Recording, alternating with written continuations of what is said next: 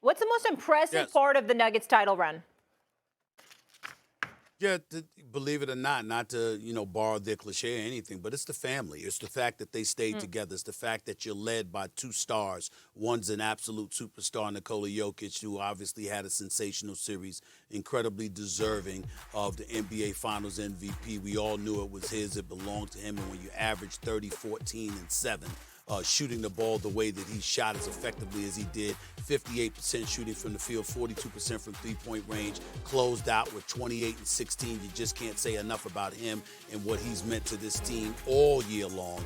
You got to take into account Jamal Murray. That's a sentimental favorite of mine, considering how great he was before he got injured. They were in the Western Conference Finals 3 years or so ago, and then they weren't back since he sustained that injury, and to come back and to do what he did, the togetherness.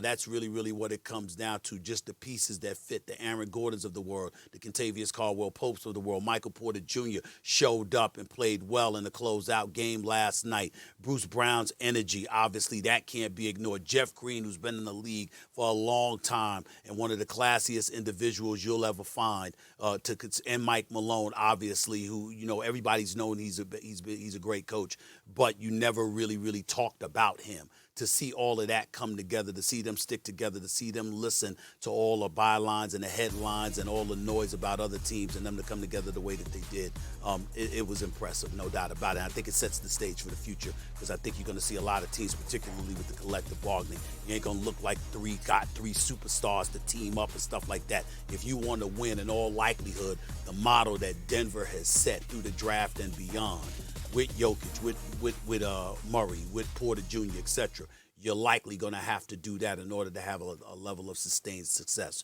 in the future. So I'm really impressed with them. Stephen A., I'm glad you brought that up. Building through the draft, because the draft is next week.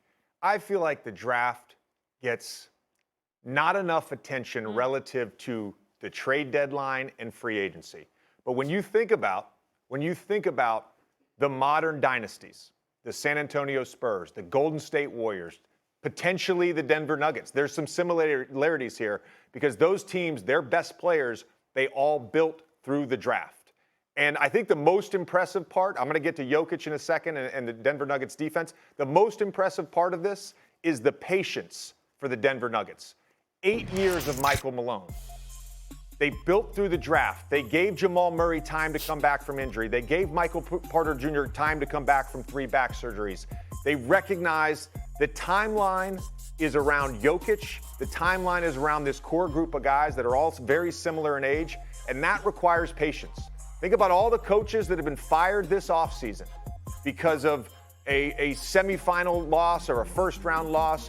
Championship-level coaches. We've lost so much patience in the NBA. Every owner now wants to win now, and is willing to mortgage the future to do that. The Denver Nuggets were patient. They allowed Michael Malone to build a culture and a system that complemented all of his players. They built it around Jokic, so I got to give them a lot of credit. But look, Jokic had an historic run. First player ever in NBA postseason history to lead in total points, assists, rebounds. He goes for 30, 13.5, and 9.5 this postseason. His play on both ends of the court. That's the other part of this. For all the malignment that we had about the Denver Nuggets and Nikola Jokic's defense, Miami shot 35% with Jokic as the primary defender, and Denver's defense, despite some shooting struggles, is ultimately what won them the championship. Their defense was outstanding throughout the playoffs. It was even better against Miami. All right, can I put a little cold water on this? Little life. Let's get icy. Little life in the party. You guys are half asleep, especially him out there.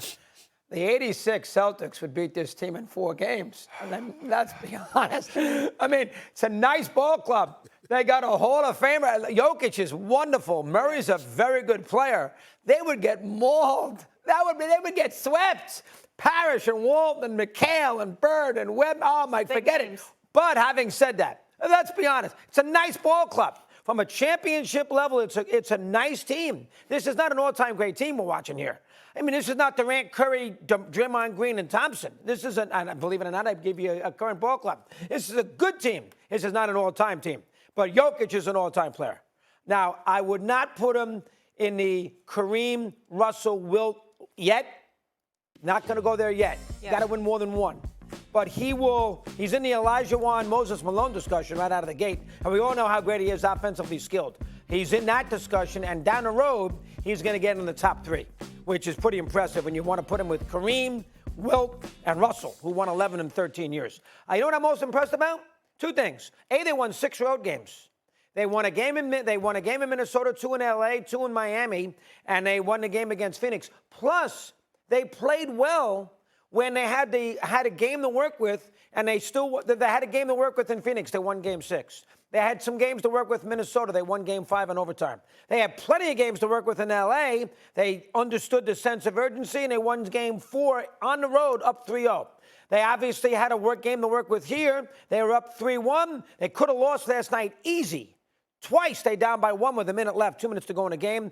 I'm sure JJ will give us the thought. Problem with the offensive rebound basket and, of course, Jokic. But they were up 3-1. They could have lost the game, and they scrapped. They fought. They did all the good things that you like to do on not a great night. But let's put it properly. In the process of ranking where this team is, this is a nice NBA championship team. This is not a great NBA historically championship team. Well, if anybody wants to compare them to the 82 Celtics or the 82 Sixers or the 86 Celtics, are crazy. Okay. But go ahead, you may continue. Okay. Who first of all, compared them to them? I mean, nobody. That's where I was going. I don't Nobody understand that, did. Why? We can't celebrate a great season. We can't celebrate a great championship. We have to immediately compare them to some random team in the 80s. That's not random. In the 80s. That's a great team. Random. I mean, Do you feel like it was an all-time great playoff run? It's random. It Jokic, randomly yes. came For out of Jokic, your yes, mouth. Yes, it randomly came out of your mouth. It randomly came out of your mouth, doggy. Is Jokic the most skilled big man in NBA history? Well, listen, statistically, I think that there is no doubt. You look at his numbers, I can't refute that. And listen, people are looking at his shooting ability. Obviously, that plays a significant factor. Shooting from the perimeter, shooting free throws. I get it. So I'm not going to argue with it. I would just tell you that my preference when I think about a big man, I think about Shaq in his prime. That's just me. I just think like that. And so for me, when I think about Jokic and I look at him, and I know he's effective from, in terms of his post game, in terms of putting the ball in the bucket. But I also look at the level of competition that he's been going against. And just my attitude is, me personally, I'm a Shaq guy in his prime. I know that I throw Kareem Abdul-Jabbar on the Mount Rushmore, but that's resume. That's the fact that you're the all-time leading scorer, you're a 19-time All-Star, the only definitive unstoppable move in NBA history, which was the Sky Hook. All of these 6 championships, 6 league MVPs, all of these things come with Kareem Abdul-Jabbar, so it's a greater resume. Bill Russell, 11 championships in 13 years. Great. But I think about Shaq in his prime, and I think about the level of domination as a big man, and that's just my preference. But I look at Jokic and the numbers. I can't refute the numbers. I just can't. There's no denying that, and I'll give him credit for that. So to answer the question, to answer the actual question, though, you're saying he is the most skilled big man, but that you want to change the conversation to make it about dominance. Because I think I want to bring this up. No. We had this conversation last week, and I just want to make a point. There's a lot of confusion to me. I believe this. There's a lot of confusion to me with aesthetics versus effectiveness when you talk about dominance. Because you comparing Shaq and Jokic skill-wise, that's not even a fair comparison for Shaq. Like, Jokic has him in spades. Like, that's not even a thing. So then you want to talk about dominance, and I think the physicality of Shaquille O'Neal, all right, he was one of one. Jokic dominates the game as well, just in a very different way. And it's aesthetics. It's not about effectiveness. So your thing with Shaq is like, oh, he's so dominant. Well, so is Jokic. You brought up the post-up thing last week, and you're still on it this morning on the production call. You're still mad about that. It's a given fact. It doesn't matter how it looks, Stephen A. Does he get the ball and does he get the job done? First of all, with all due respect, that's an idiotic thing to say that I'm mad about the fact that, his statistically in the post area, I'm mad about it. I'm mad about it, really? That's where we're going. You're still wound up about it. No, I'm not wound up about it. Maybe it was the early morning on the production call. I know you're in Denver. Thank you for remembering that, too. Thank you. I really appreciate y'all remembering that. Because sometimes y'all actually forget that. You got Doggy sitting across from you, literally maligning me half the time, talking about he's probably asleep out there. No, I'm awake. All right, I mean, I'm awake on the show with y'all. I'm awake in the morning meeting with y'all at 4:30, or in this case, 5:30 Mountain Time. You're damn right I was tired. I sound irritable at that particular moment in time. But I'm fine now. And if you want to talk about aesthetics, all right, that's fine, JJ. That's one way to look at it. I think about the way the game was played, and I think about the fact that the road to prosperity was, to me, far more difficult because of the physicality and all of those things that were implemented into the game. I'm thinking about Jokic. I'm thinking about going against Karl Anthony Towns and Rudy Gobert. I'm thinking about going against DeAndre Ayton in the Western Conference Finals. I'm thinking about going against Bam Adebayo in the finals. You have your beliefs, I have mine. I'm not angry about it, but you are right, because when you look at Jokic's ability to shoot from the perimeter and his ability to shoot from three-point range, fine, I got it. But we also are allowed to have a preference. And remember, I was on the record saying this. If it wasn't for the missed games, I would have actually been a Joel Embiid guy if he didn't miss so many damn games, because I like his skill set and what he brings to the table. And on numerous occasions, I said I would rather have him than Jokic. But Jokic's numbers are undeniable, and his durability and availability are unquestioned, and he exceeds Joel Embiid by leaps and bounds. So I have to concede that.